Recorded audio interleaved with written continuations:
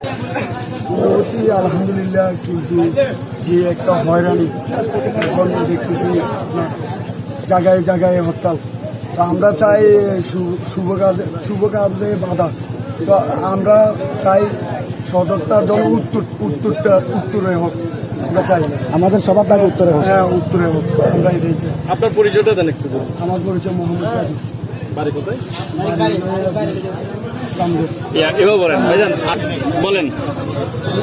শান্তিরাতে বারোমাসিয়া না, আমি বলেন যে আমিও পরিচয় দিবেন যে আমি হাসনাবাদ।